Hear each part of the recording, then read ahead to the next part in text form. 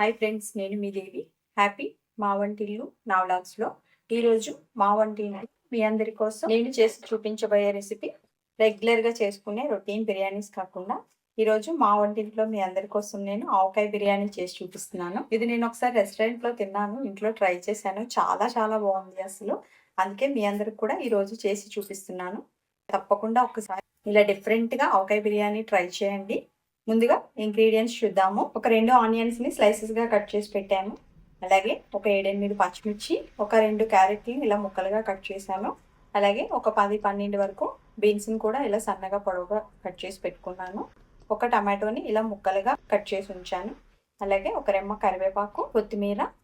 నేను ఒక 1/2 kg basmati rice ని ముందుగానే కడిగి ఇలా నీళ్లు కొలిచి పెట్టేసి నానబెట్టి ఉంచాను. అలాగే మనకి ఆవకాయ బిర్యానీకి మెయిన్ ఇంగ్రీడియంట్గా ఆవకాయ. నేను 1/2 kg రైస్కి ఒక 5 పీసెస్. అలాగే గ్రేవీతోనే మనకి ఫ్లేవర్ వస్తుంది. తప్పకుండా గ్రేవీ ఎక్కువ ఉండేటట్టు చూసుకోండి. నేనైతే ఈ క్వాంటిటీలో తీసుకున్నాను. నేనైతే 1/2 kg రైస్కి చేస్తున్నాను. ఇది మీరు చేసే క్వాంటిటీని బట్టి దాన్ని బట్టి మీరు ఆవకాయని యాడ్ చేసుకోండి. ఇప్పుడు ప్రాసెస్లోకి వెళ్ళిపోదాము. ముందుగా స్టవ్ ఆన్ చేసుకొని స్టవ్ పై కుక్కర్ పెట్టుకుందాము. కుక్కర్ పెట్టుకుని ఒక 3 స్పూన్ల వరకు ఆయిల్ పోసుకుందాము. ఆయిల్ హీట్ అయిన తర్వాత ఒక బిర్యానీ ఆకు, ఒక 5-6 లవంగాలు, ఒక చిన్న దాల్చిన చెక్క, అలాగే ఒక 4 ఇలాచి వేసుకొని ఇలా ఫ్రై చేసుకుందాము. ఇలా ఫ్రై అవుతున్నప్పుడు కరివేపాకు కూడా వేసుకొని ఇలా కొంచెం ఫ్రై అయిన తర్వాత ముందుగా ఆనియన్స్, పచ్చిమిర్చి వేసుకొని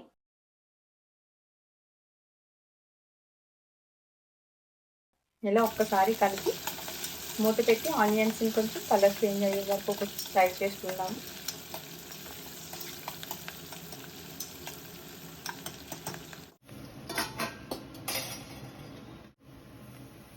చూడండి, ఆనియన్స్ ఇలా కలర్ చేంజ్ అయిన తర్వాత ఇప్పుడు క్యారెట్, బీన్స్ని కూడా వేసుకొని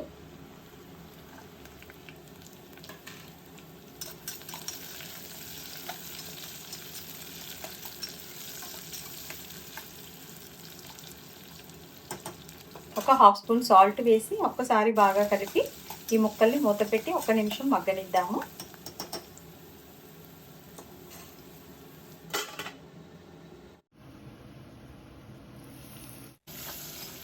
ఇప్పుడు మనకి ఇలా మగ్గిన తర్వాత ఈ టమాటా ముక్కల్ని కూడా వేసేసుకుందాము. వేసుకుని 1 నిమిషం ఇలా ఫ్రై చేసుకొని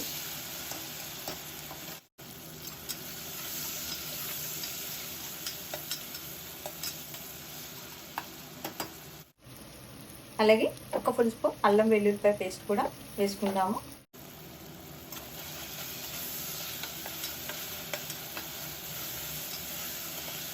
వేసుకొని ఒక్కసారి ఇలా కలిపిన తర్వాత ఒక 1 స్పూన్ ధనియాల పొడి, ఒక 1/2 స్పూన్ గరం మసాలా పౌడర్ కూడా వేసుకొని ఇలా కలుపుకుందాము. కలుపుకొని ఇదంతా ఇలా ఫ్రై అయిన తర్వాత మనం ముందుగానే రైస్లో నానబెట్టుకున్న వాటర్ని వేసేద్దాము. చూడండి, మనకి వాటర్ ఇలా బాయిల్ అయ్యే స్టేజ్లో ముందుగా నానబెట్టిన ఈ బాస్మతి రైస్ని వేసుకుందాము. ఇలా వేసేసి ఒక్కసారి బాగా కలుపుకొని ఇప్పుడు రైస్కి సరిపడా 1 స్పూన్ సాల్ట్ అయితే యాడ్ చేస్తున్నాను. అలాగే కొంచెం కొత్తిమీర కూడా వేసేసి ఒకసారి బాగా కలుపుకొని రైస్ ఇలా బాయిలింగ్ స్టేజ్కి వచ్చే వరకు వెయిట్ చేద్దాము.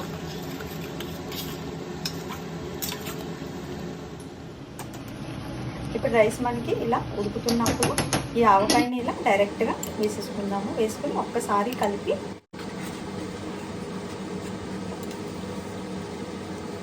ఫైనల్గా ఒక్కసారి సాల్ట్ చెక్ చేసుకోండి. సాల్ట్ చెక్ చేసుకొని కుక్కర్ మూత పెట్టేసి ఒక 2 విజిల్స్ రానిద్దాము.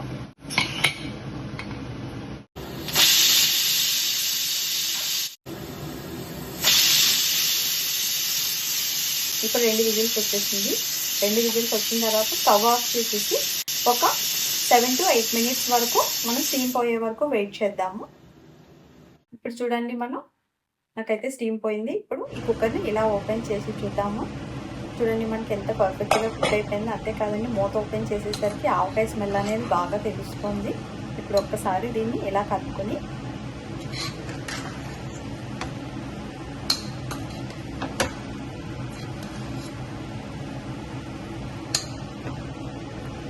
ఫైనల్గా కొంచెం కొత్తిమీర కూడా వేసేసి మనం సర్వింగ్ బౌల్లో తీసేసుకుంటాము. చూడండి ఎంత కలర్ఫుల్ గా మనకి ఆవకాయ బిర్యానీ రెడీ అయిపోయిందో. చూడడానికే కాదు తినడానికి కూడా చాలా చాలా బాగుంటది ఫ్లేవర్. తప్పకుండా మీరు కూడా మీ ఇంట్లో డిఫరెంట్ గా ఆవకాయ బిర్యానీ చేసి మీ అందరికి ఎలా వచ్చిందో కామెంట్ చేయండి. నచ్చితే లైక్ చేయండి, ఇంకా బాగా నచ్చితే షేర్ చేయండి. ఛానల్ సబ్స్క్రైబ్ చేయటం మర్చిపోకండి. Thank you.